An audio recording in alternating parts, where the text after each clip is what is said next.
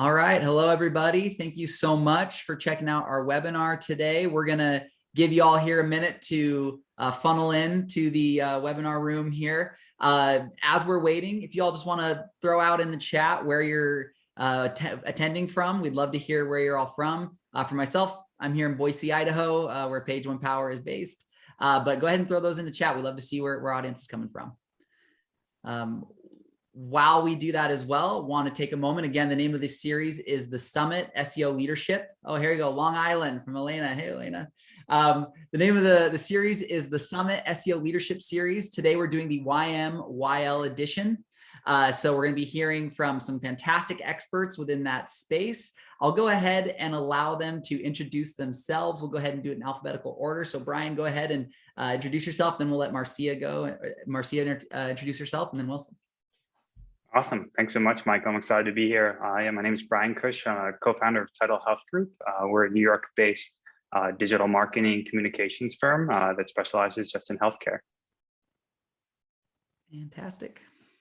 Hey guys, my name is Marcia Ingram. I am the SEO director at a company called YMYL, where we are really challenging access to healthcare. So we provide at-home testing for consumers and B2B clients. So happy to be here, guys. And I am Wilson, and I am a content strategy supervisor at Publicis Health Media. And we are an agency that focuses on, of course, pharmaceutical brands as well as health and wellness brands, and providing the best 360-degree experience for them.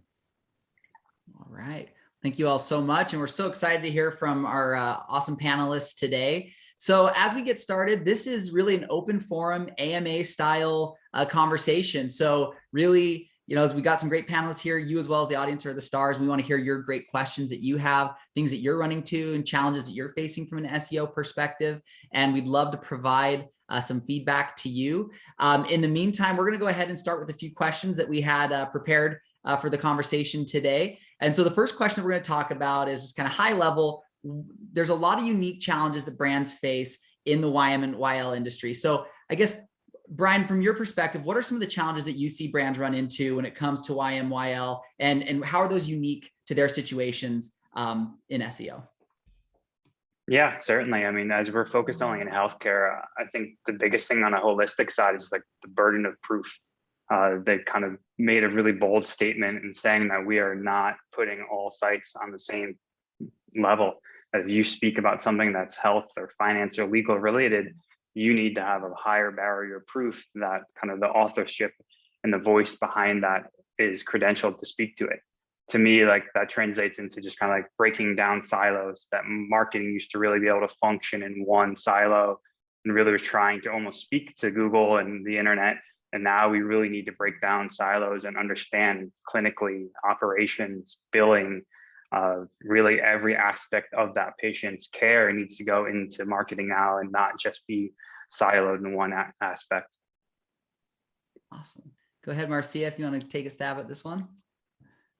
Yeah, I think one of the challenges, and I hate to really highlight this as a challenge, but it can be, right, depending on the team that you have, is like for financial institutions and the healthcare industry is we always have to deal with legal, right? Legal has to review every piece of content. They want to see everything behind the hamburger menu, and they want to open up everything on a web page. And even more so for us on the SEO side of things, like even though meta descriptions aren't on your website, they show up in the SERP, right?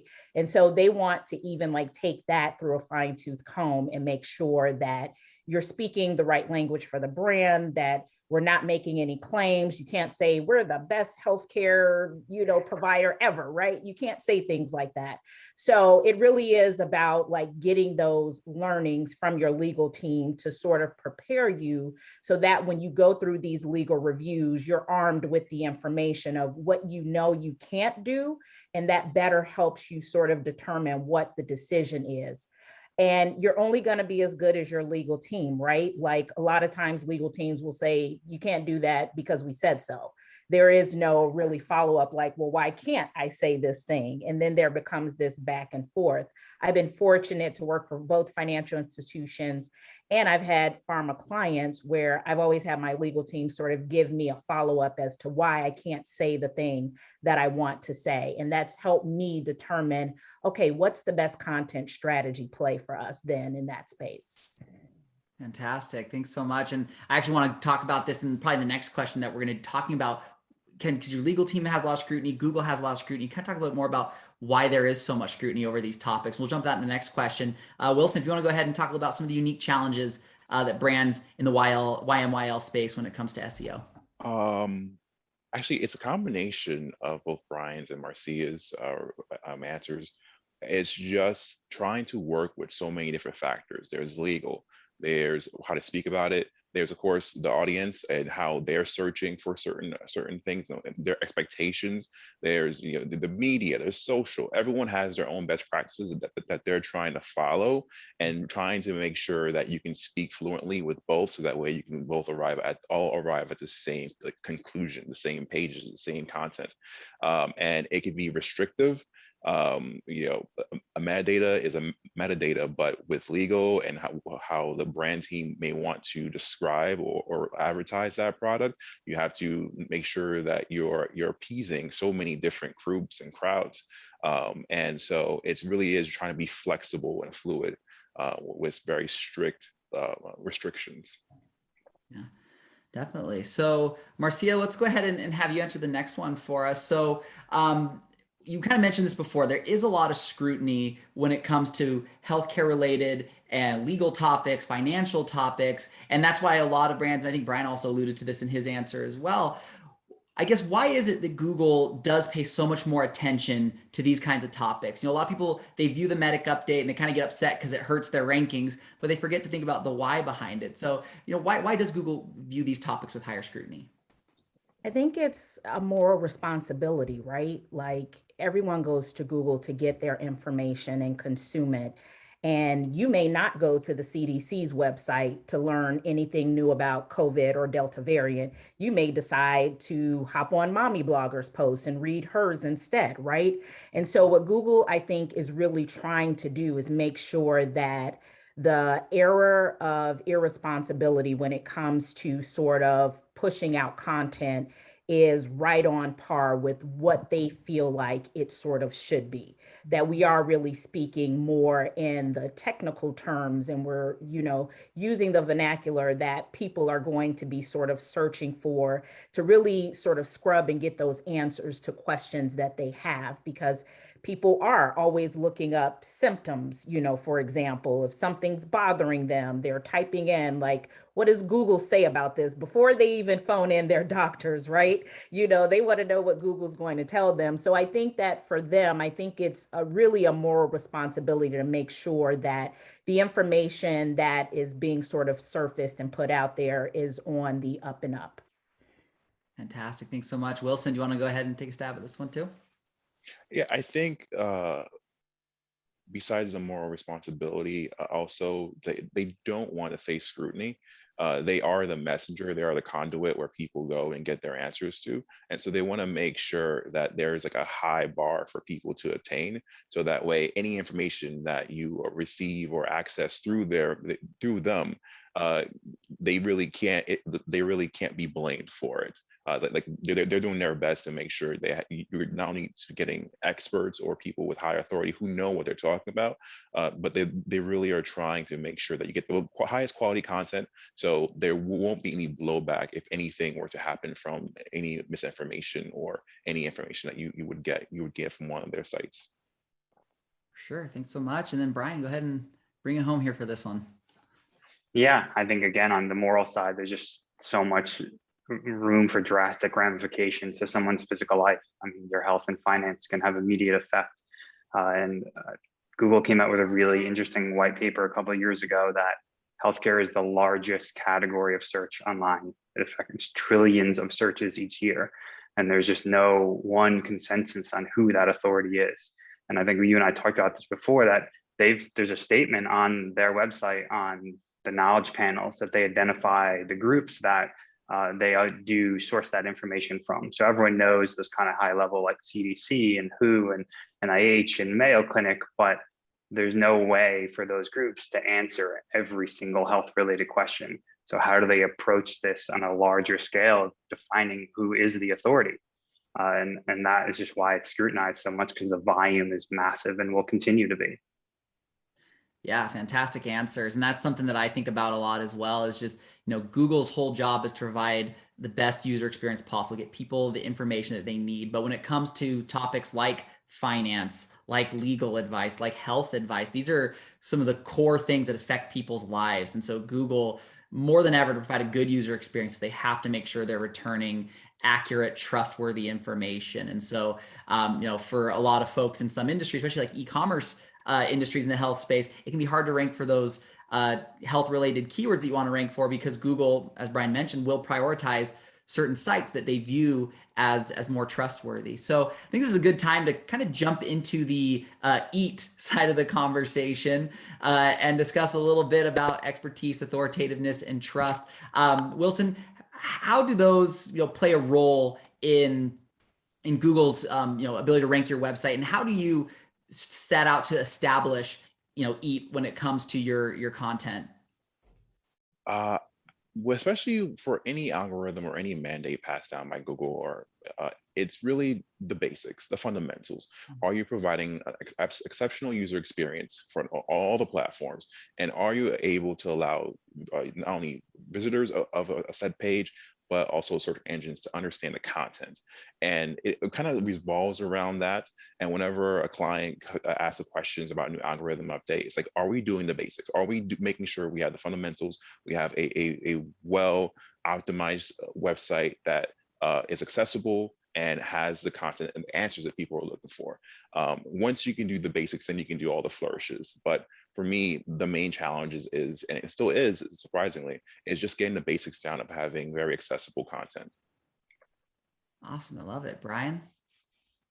Yeah, I mean, this is a concept we love and kind of geek out on. And if anyone's ever read, they have the search quality raters guideline. It's like a 200-page document that Google published, and really is an attempt at objectively answering a subjective topic of authority.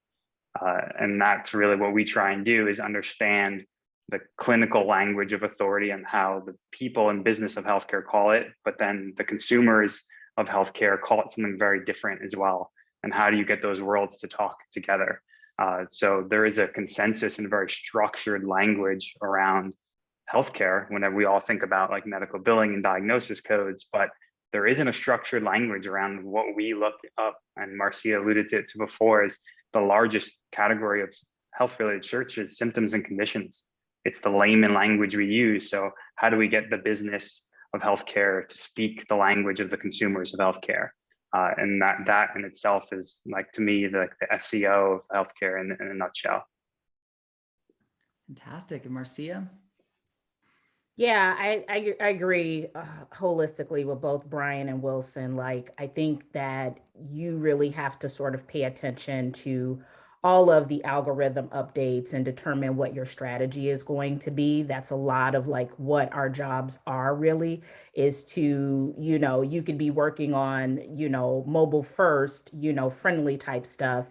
And then boom, out of nowhere, Google comes with Core Web Vitals, and you're like, all right, now I got to stop and shift gears, because now I have to adhere to this and focus on that work, right? And that includes, your engineering team and working with them to get yourself in a really good space. I think paying attention to those algorithm updates and seeing what you honestly need to do to shift things for your site is super important. But at the basis of it, I also think like content is really king, and your content has to be really good. And it really has to be sort of user focused. And that's always the trick. Like, how do you create content that people are going to be searching for and sort of looking for? And there's all these, different kinds of tactics of like keyword research and, all these things that you sort of do. And you hope and pray to God that Google doesn't rewrite your title tags and meta descriptions, right? But that happens, and that's a real thing. And you have to sort of deal with it, and you have to sort of like face it at the crux of it. But content is always going to be your best play when it comes to EAT. And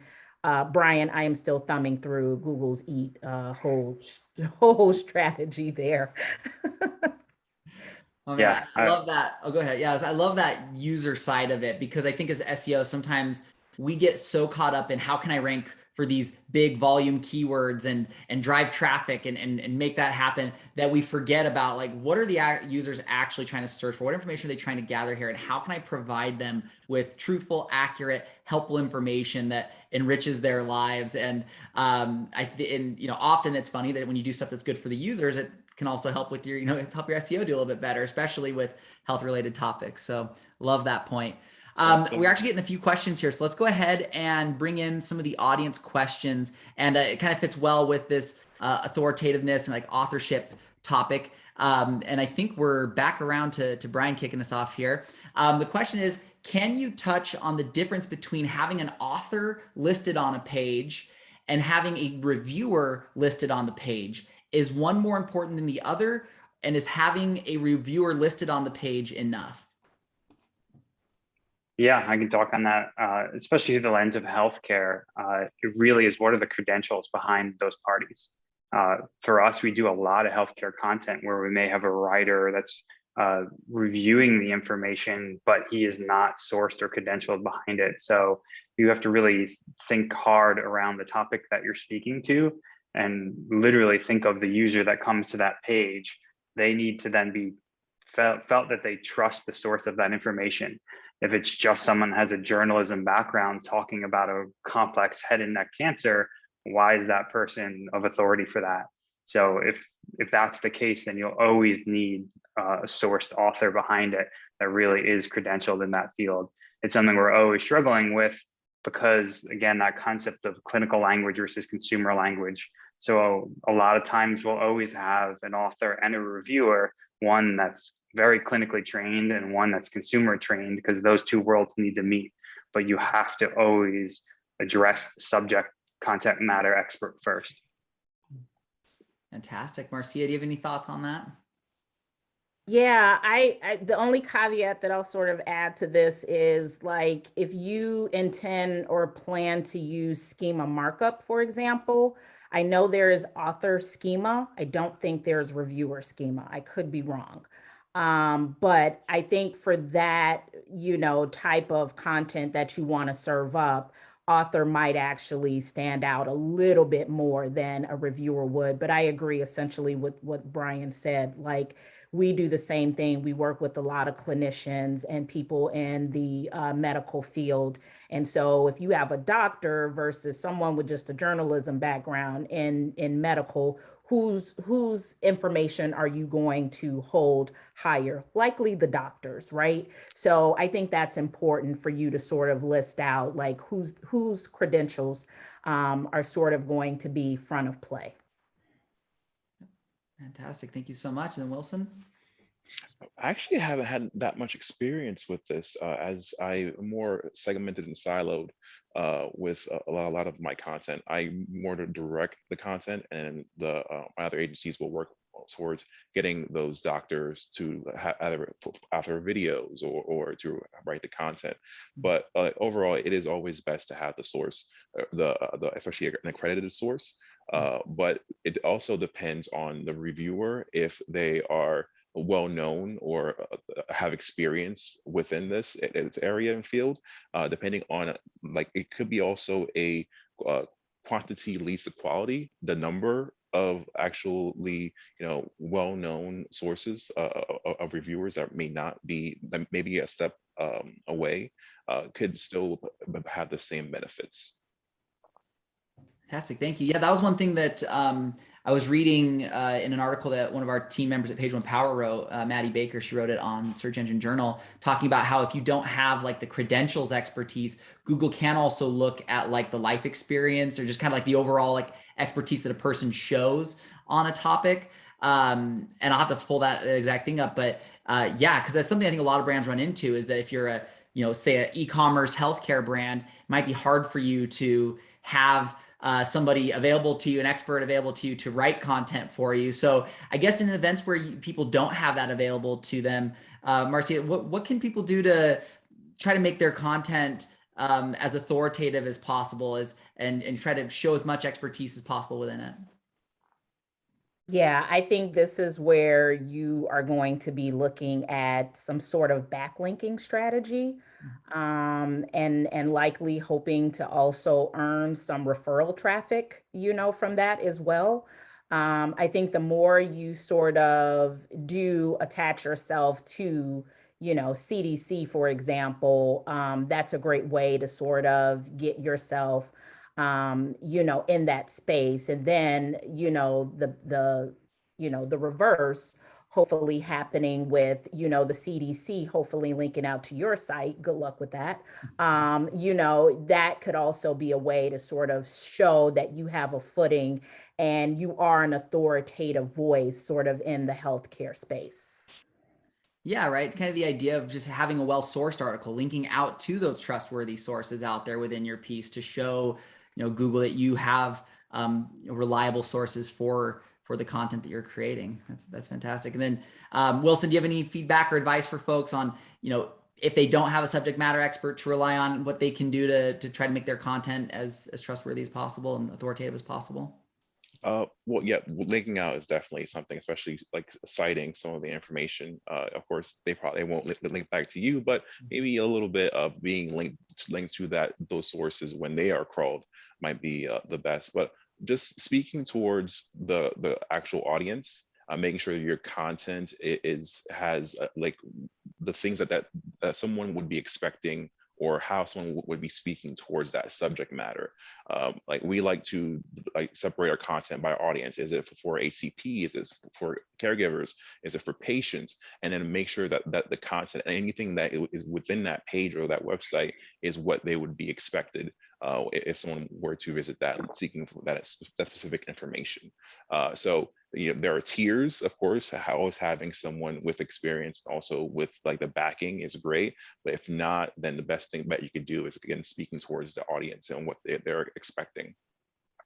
Fantastic. And then Brian, do you have any thoughts on top of that there? Yeah, I'd tack on further that we think of it as like a funny concept of like the 6 degrees of separation of Kevin Bacon, that we all know who Kevin Bacon is. It's the CDC and the WHO, and there's multiple layers. And the closer you can get to that level of being that first degree of separation, because Google has made it very clear like what their core seeded trusted sites are, is always a better indication. And you don't have to necessarily be a credentialed provider, especially in the healthcare space. There's a lot of trust within like health forums. So you think patients that just have the deep-rooted experience of going through like complex care, where those sites are often linked to from those really authoritative kind of seed sites, and even though they're not content that are directly published by a clinician. So there's a lot of ways to think about just getting yourself kind of closer to the source of truth that is seen as the trusted voices.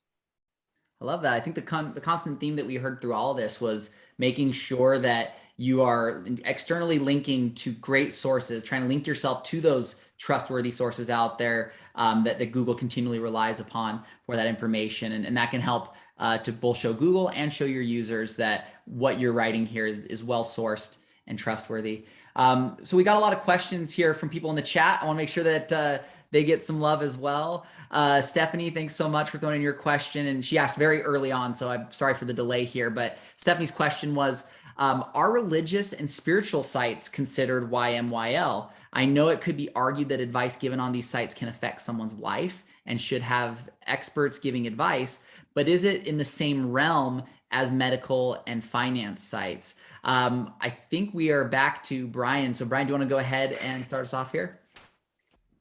Yeah, it's a good question. I think a few people smarter than me have made the argument that almost every site could be considered YMYL, on like the simplest sense of like, especially e-commerce, if you're paying for something, security and storage of that data can affect someone's life. So I kind of tend to lean towards that, but then E is used as kind of a signal when that content even has more of a potential effect on someone's life. And then religion and spirituality can drastically affect, kind of have a ramification on someone's life. So I personally, yeah, I would put them in that category as well. I don't know if there's more specifics around that, but it's just as hard as a topic because there's no objective definition of who is the authority on religious and spiritual advice. That's great. How about you, Marcia? Yeah, I am not the authority on this, right? Like, I dare, venture out to this, but I agree with Brian. Like, I feel like that it probably should be categorized as your money, your life for sure. Just because, there's, gosh, so many different religions and spiritual paths that people take. And it's not going to be like a direct like line to like what the major sort of like religious and spiritual sects sort of are. And so it's hard to really sort of decipher like what's valuable and what's not valuable. I think at the end of the day, it's sort of up to the user to sort of determine like, do they feel like this is important content for what they're sort of searching for at the end of the day. But I definitely think it could rank under your money, your life for sure. Fantastic. And then Wilson, how about yourself on the topic of spiritual sites being YMYL? I think they are. I mean, there are certain things within your money, like financial, medical, but I think I'm not sure, but I wouldn't be surprised if there's a Vatican.com or just more larger sects of certain religions having more sway, and linking and cooperating with them would provide you better like authoritativeness. And so because they have like religion has a strong impact on people's actions and even like influences, like I think they probably are weighted a little bit differently, even though they're not like traditionally what you expect your money, your life. Yeah. And it's actually interesting. We got a good question from Gianni here that his question kind of fit into what my mindset was going through, is just the way that perhaps spirituality can interact with other parts of life. Like, for example, you might come across a spiritual healing topic on a website where they're trying to provide health advice that maybe Google would be reticent to rank that kind of content because it maybe is disputable or kind of lacks the scientific, backing that you would see from other websites. So I could definitely see how certain parts of it could be. And that's kind of the question that we got from Gianni, which was, can portions of a site fall under YMYL while other portions do not, assuming the site is sectioned and siloed off properly? And actually, Wilson, I think I might have skipped you on that last one, giving you the first shot at a question. So I'll go ahead and have you take this one first. So the question is, can certain parts of a website specifically fall under YMYL, or like a specific article, while others do not? I don't know. I especially because normally a website is the sum of all the parts. It would be hard to be an authority on something and just have a page, especially if it's like multiple disparate topics and themes. I don't think it could be easily be segmented to that in that way, and then still benefit from like the scrutiny that other your money, your life sites have. I don't think so. But then again, who knows what almighty Google deems. Yeah. No, I love what you said, though. The idea of just like, if you only have just one page on a topic throughout your whole website, though, the chances that you're viewed as an authority on that topic is incredibly low that you'd be able to rank for it. And I just had a conversation with a client even just a few weeks ago, where they had a very specific product and kind of keyword around those products, informational queries they wanted to try to rank for. And they're wondering, why they can't rank for it. And, most of the keywords around it were dominated by like informational sites, health information sites like Healthline and WebMD. But there was one e-commerce brand that consistently ranked for it. And the research I did immediately showed why. They had hundreds of pages about every single topic question that somebody might ask about this specific product and the health implications of it. So really they were ranking fantastically for all the keywords. And it's because they were showing Google through the entirety of their site, like, we are experts on this subject matter. And we've got a library of content that is well-written, well-researched to show it. And so, that kind of point you pointed out there kind of brought that into mind. Brian, how about you in terms of certain parts of sites falling under YMYL while others might not? Yeah, I think I'd tack on to what Wilson says, is that you can't look at a page in a silo. And really, most people access information and then will look for further information to kind of justify what they're looking at. And I mean, it's called out a few times in the Google Quality Raters guideline. and we use a third-party nonprofit called the Han Code that reviews all our sites, and they have 8 guiding principles around any piece of content that speaks around healthcare, and most of those principles are on a holistic level. That does that site address proper policies around editorial use, proper policies around data storage? Do they have abilities to have webmaster contact and contact information around the brand and the author? And that's on a holistic site-wide level. So no one's really looking at it siloed to a single page. Yeah, fantastic. Then Marcia, did anything to bring that home with? Yeah, no, I mean, I immediately, when I think about that, I go to domain authority, right? And so when you're talking about domain authority, you're not just looking at a few pages on a site, you're looking at the site in its entirety. So I agree with both Wilson and Brian. Like, I feel like it's the kind of thing that you can't have a one-off page that is really well done and really well documented, and the rest of your site is kind of like crap. Like, your site, from a domain authority perspective, means you're going after those, again, backlinks, those referring domains, those, keywords or whatever. And you're looking at the site in its totality and sort of determining, like, what is the subject matter, of this site? What's the purpose sort of this site? So I don't think like a one-off, like sort of like page or these silos, as the person sort of questioned, are even a thing. I think it's a totality thing for sure. Yeah. Definitely. And that's kind of what I was seeing as well when I was doing my research for different clients. So that's, yeah, I think we're all kind of on the same page with that. All right, Marcy, let's just go right back to you for the next one here.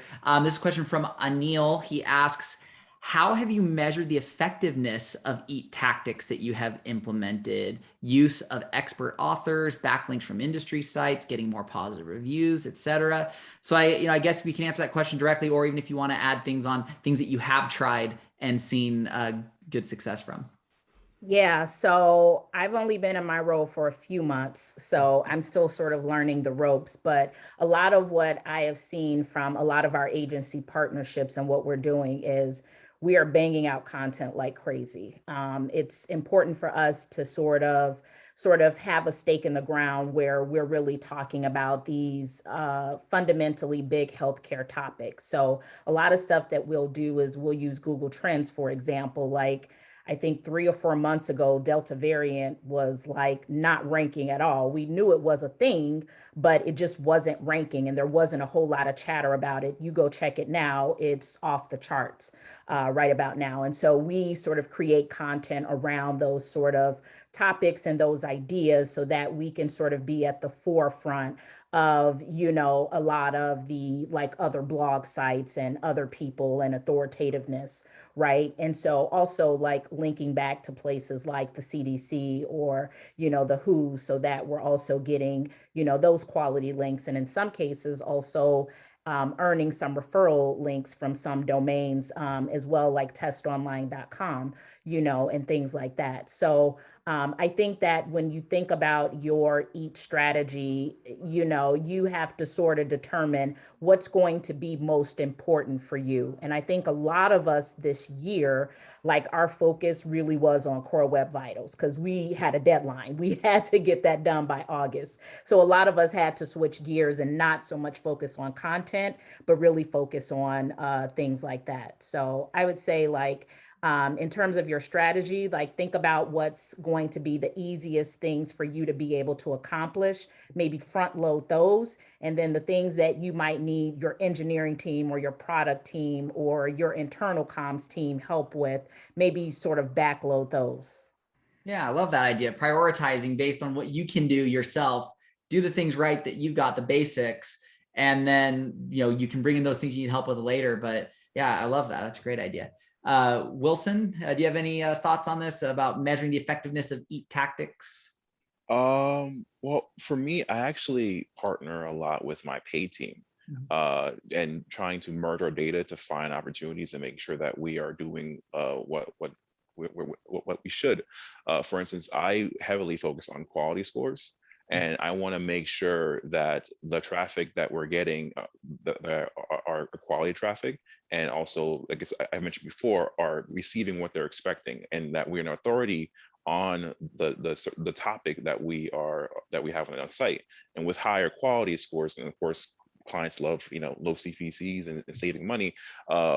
Do I see a also subsequent raise in rankings and overall general site traffic organically? And combining those two data points, I can have instantaneous data of like, okay, well, are we capitalizing? Are we owning this space? Are we owning this brand and increasing our share of voice? And if we're seeing positive metrics on both sides, organically and through paid, then we are definitely doing what we should within the search landscape.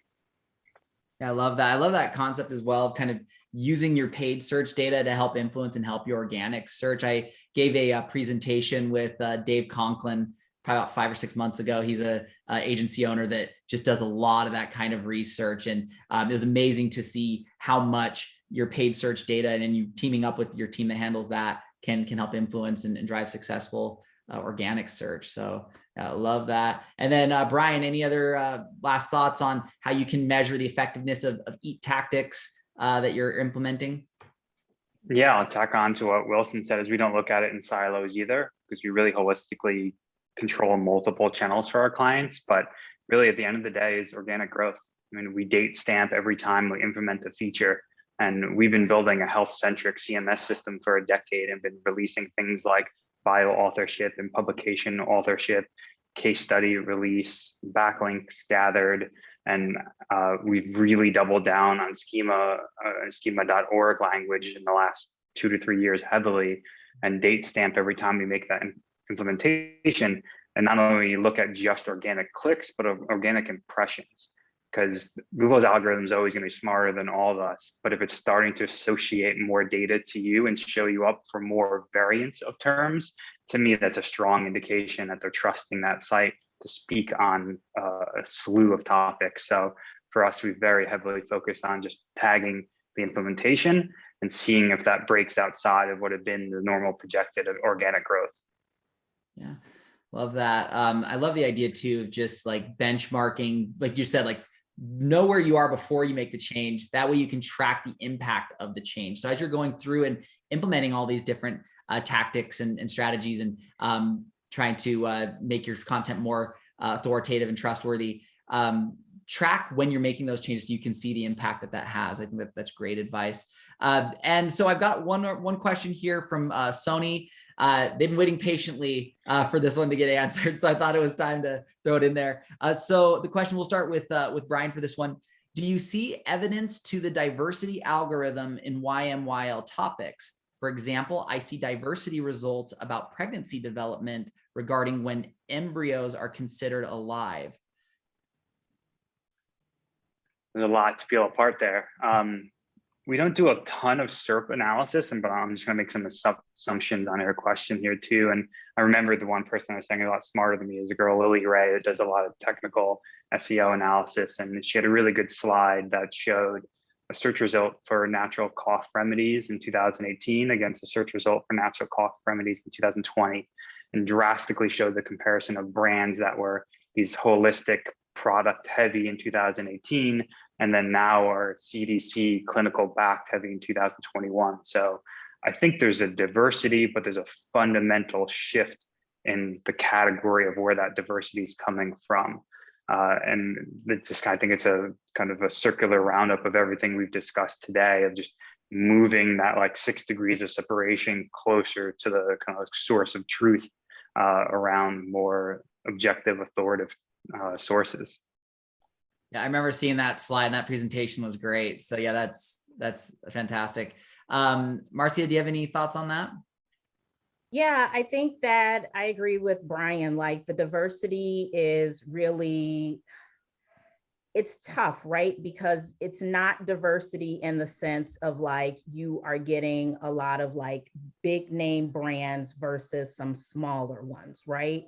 Like it feels like the big name brands are sort of like knocking it out the park. And so you see them sort of front and center, you know, even more than you would, you know, let's say NerdWallet, for example. You know, it's tough because it feels like they're almost getting you know, more sort of like acceptance in the SERP over some of the smaller brands. And we, of course, don't know all of Google's ranking factors, so we don't know what's really in play here, but we just assume that, Google is, doing what it's supposed to do in terms of really showing us some diversity. But I agree. I feel like it's been definitely a shift where you're starting to see definitely bigger players sort of like in this space than you would have like, 4 or 5 years ago, where you would have saw some random like finance guy writing a blog, and having his site rank really well. Yeah, I mean, definitely with these changes, you see a lot less diversity in terms of the size of the sites that you see consistently ranking for those kinds of keywords. And then Wilson, do you have any thoughts on that topic? Yeah, so I really do focus a lot on SERP analysis, and one of the things I've seen broken down is that generally within this top 10 results, the top 3 usually are the same. They're usually your household names. They usually, and also their content is like systematically from their schema to their links usually are at least a 90% similar to each other. So it seems like there is something like within each search result that Google was looking for, and it sees that either people are engaging with or that it actually gives its approval for. Then now 4 and 6, usually what we found were these were your wild cards. It seems like Google would be trying to like churn out, hey, how about this 4th, result, and trying to see maybe that might be something that might rise up to the top three spots, or trying to add like in like something that may be like relatively familiar. So there is some diversity, but it's a bloodbath. Besides like the top 3, which are easily, again, those like juggernauts, there is some space for less authoritative websites, but you're fighting for like the small area within the front page. I see that so often too, just that exactly what you just said. You see these top 3 things that are just usually always the same. And I love when clients come to me and they're like, we want to rank number 1 for this keyword. And I'm like, the best you're ever going to do is maybe 5 or 4. Like it's just never going to happen. Like, sometimes you have to have those rough truth conversations with folks. But yeah, I love that. It's something that we see a lot of as well. So I guess that is a good question though, is with kind of what can be perceived as a lack of diversity in terms of the size of brands, how can the smaller brands out there discover opportunities for what can they rank for? How can they rank for those kinds of opportunities? And Wilson, do you have any thoughts on that? Yes. So as Ryan and I have mentioned, do not silo. Like, get information from your paid team, social media, do it yourself. Go on Reddit, go on Facebook, see what people are searching for. What are the phrasing within your search within your keyword research tools? Like, let's say Crohn's and ulcerative colitis, 2 gastrointestinal conditions. Crohn's has a lot of high volume search terms. Ulcerative colitis does not, is actually lower, but there's are more variations of keywords for ulcerative colitis. So that means that people are searching repeatedly and they're not finding the information that they're seeking. So they're using different modifiers, different terms. So don't just focus on the high volume search terms, like group them together and see what are the patterns that you're seeing. Use word clouds, dump all your keyword research and seeing what's like sticking out. So, and then within that, you'll see the answers that people, or the questions that people are asking. So really, there's this old saying, the riches are in the niches. And sometimes don't go for the big head terms or even like the big long-term terms. See the overall question that people are asking online, or the topics, and then answer those. Yeah. I mean, and I love it kind of comes full circle at the end of the day, was what Marcia was saying earlier about just like users and thinking about and so like by looking up what people are actually searching for, what questions are they answering? How can you create content that most directly and thoroughly answer those questions? You might, again, the volume might not be as high, the buying intent may not be as high, but what you can do is set yourself up as a source that is directly answering a question well, and can be something that Google would feel comfortable ranking for those specific type questions. So yeah, I love that. How about you, Brian? Any feedback for the smaller brands out there on what they can do to compete as best as they can in a landscape that seems to be dominated by those big brands?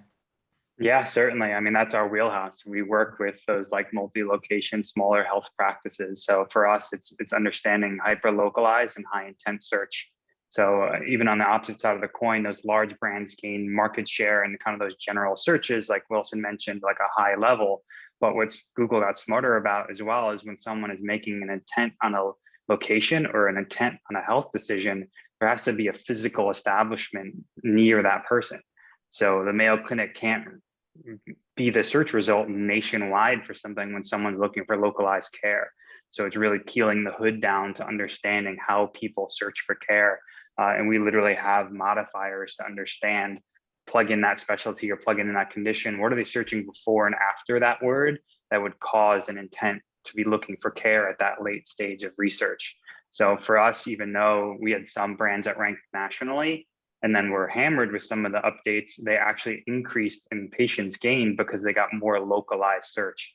So traffic isn't always the indication of success. So Google's gotten a lot smarter to understand intent and location behind that user. So to his point, is really peel down to understand more layers. And a data point that we looked at with a client recently was for one condition that he spoke with, we found 1,700 variants of terms on how people described it that brought him in for something that's only used in 3 different structured terms within that diagnosis code within healthcare. So, and this is a single doctor practice. So there's opportunity of growth anywhere in, along the scale. Sure, love that. And then Marcia, do you have any thoughts to add to that? Yeah, I would say hire an agency, right? Because you need all the super sleuths that you can find to help you put in a strategy. Ultimately, I agree with Wilson, though, like having a holistic search strategy, meaning both paid search and SEO, would be super important and super foundational. It would be a miss if you don't put dollars behind those things. And then working with your social, organic, and paid channels to put the right levers in place so that you know what you should actually be doing these sort of social moments with. And if you've got a really nice budget, you know, why not hire an influencer? Why not work with, you know, some other brands to, you know, really sort of speak and talk the language, especially if they've got the following and they've captured the audience's attention. Like, why not use that, you know, to sort of help, you know, further, you know, sort of dig into those things. But I think ultimately, like, there isn't one sort of trigger that you're going to pull. You're going to need the resources of so many different channels to really get your name out there, because that's the name of the game, right? It's like getting your brand out there front and center and making sure that you have a big, bold sort of like voice, you know, in the space, whether it be TV or it's on the internet or an app, whatever it may be. Just sort of getting your name out there is going to be really, really important. Sure. Love that answer. And I love also just kind of another theme that's kind of come out from all this between like Marcia saying, I also heard Wilson say, it was just like, don't do it yourself. Like, you're not stuck to do it by yourself. Reach out to other people, find other departments in your organization that can help you, find experts outside of your organization that can help you. And, you know, get out there, because if you try to just lean on your own expertise, one person has all the knowledge that it takes to be able to be effective with this kind of stuff. So definitely go out and build connections. Fantastic. And then, yeah, with what Brian was saying, the topic of relevance and all that, there's so many different ways that you can build relevance. You can build relevance by being very specific on a specific topic and doing that. You can also do it from that local angle as well. So as he was saying, if you're in a local industry or local business, really think about how you can, within your local and geospecific terms, be as relevant as possible and create content for those audiences. So great stuff there. And we're about 10 minutes left here. So if anybody does have any more questions that they want to ask, go ahead and throw those in there. Being a big link building fan here at Page One Power, being that's what we do all day, every day here, I'd just love to throw a link building question out there and just ask kind of high level, what role do links play when it comes to helping, establish your content as trustworthy, authoritative, and expertise, an expert. Let's go ahead and let Marcia answer this one first.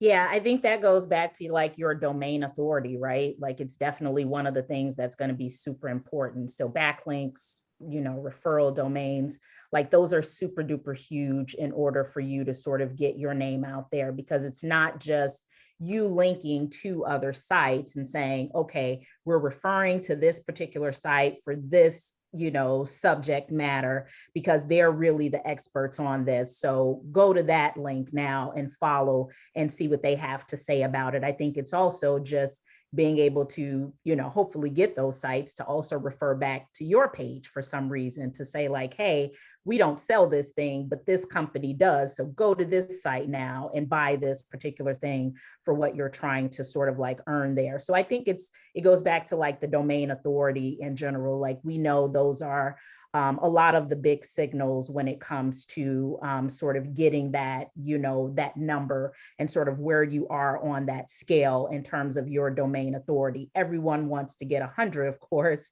but like we know that, if you're in the 80, kind of like to 90 sphere, you're in a pretty good position and you're clearly doing your work when it comes to, your linking strategy. Yeah. And I'll tell you what, when a client comes to us and they aren't performing as well as they should be from a content strategy perspective or link building perspective, if they've already got a hugely authoritative site like that DA 80 to 90, it's like the world is your oyster. It's like you could rank for anything you wanted almost. Like, let's go out and get you the content that you need that can show your audience that you're authoritative on these topics and get those links back to those pages that can support that. So yeah, love that. Wilson, how about you? What role do links play in helping to establish EAT for YMYL brands? I think one of the things besides, of course, linking and authority and all of the things that helps from an organic perspective is I have to mainly speak like towards my brands and their clients, and they provide traffic. Simple as that, and traffic, and not only with that traffic, but people who have an intent to investigate your website, to provide positive metrics to your website. So besides the authority, especially when I speak to clients, they really don't care about the authority, the link. Like, oh yeah, sure, whatever. I'm like, hey, traffic. People who actually are seeking the information that you have, and they're coming from someplace else, or they're going to someplace else, and you're building that coexistence. And also, again, higher metrics means, of course, from paid perspective, lower CPCs, higher engagement, organic perspective, our ranks increase. So it's also the digital interactions that links provide that I especially like focus on.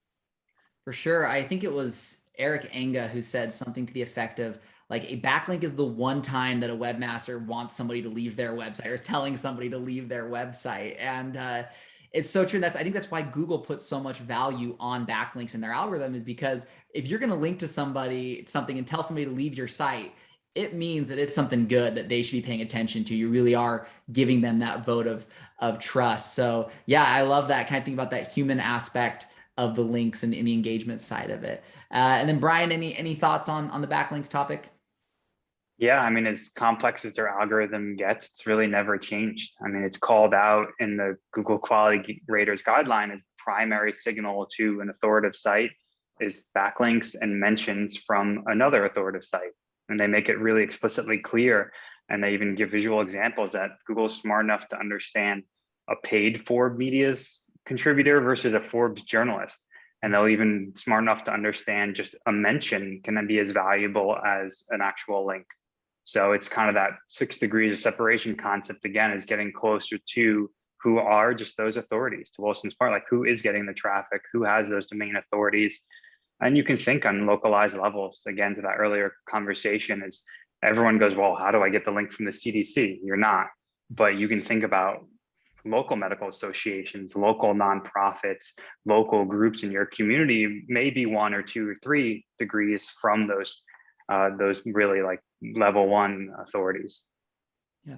That's kind of a battle that we fight with clients all the time, right? Is they think if I'm going to get a backlink, it has to be from this super high authority website. Otherwise, it's not going to be helpful. It's not going to be, worthy. But you got to think of, what does authority mean? It's not just a number that Moz has on a toolbar, right? Authority is who's the audience you're trying to interact with, and what sway or what expertise does the person that you're getting the link from have within that space. If you get a link from a smaller local organization, but they're a legit organization within their area that they're in, and that's still a great link for you to have, even if it is less authoritative. So yeah, I love that. There was one last question I wanted to chime in before we wrap it up. I gotta pull that up here. I think it came in the chat. There's one more question about reviewers from Sabrina. She said, do the reviewers need to be external, or can you have internal reviewers as well? We'll just go rapid fire here. We'll let Marcia start it off, then we'll go Wilson and Brian. I think you can have both. Absolutely. Like, why not? I think it's going to go back to like what Brian said. It's like, what are the credentials behind the reviewer? I think is really what gives them sort of the, SME that they sort of need. So I think you can do both internal and external. Fantastic. Wilson? Yeah, I also agree. It depends on who's reviewing, and not exactly where they're associated with, like internally, like whether they're from your team or not. So yeah. Great. And then Brian? Yeah, I'd say you can have both, but then you're just creating a higher burden to prove the relationship between those companies. So if you're pointing to a third-party domain, and we see this a lot in healthcare, we'll have a for-profit health brand or for-profit practice that then has a nonprofit research arm. So they may have research staff on their nonprofit that don't treat patients, that can review the clinical information. But if you're pointing to that third party in a separate legal entity, you have to be really, really clear on what is the relationship between them. And that's one of our reviewing partners that we get for our certifications, was literally making that financial statement. Is money funded from that nonprofit or that third party? Is that reviewer paid? Is their salary paid between those companies? Are they completely China walled? So there's no issue in having that, but you just set another barrier that you have to explain that relationship explicitly. Fantastic. So yeah, the kind of the implications between the external versus the internal, and what's the basis of that relationship, is important to think about. Fantastic. Well, I just want to say thank you to our panelists today, Brian, Marcia, Wilson. I thought they all had wonderful, fantastic things to say, and I hope you, the audience, as well, benefited from the discussion. Really quick, we try to keep these as informational as possible, but if you do want to connect with Page One Power and have us chat with you a little bit one-on-one about your SEO efforts, link building, content, go ahead and reply to the poll here. We'll reach out to you and chat with you a little bit about how we can help you. We'll just leave this open for 2 seconds here. Thank you all so much again for attending and hearing what these folks had to say. We will go ahead and plan on doing a link building workshop specifically with some members of Page One Power's team on October 12th. So keep your calendars open for that. Again, thank you, Brian. Thank you, Marcia and Wilson. And thank you to the audience today. We look forward to seeing y'all out on the web in the future. Bye, everybody.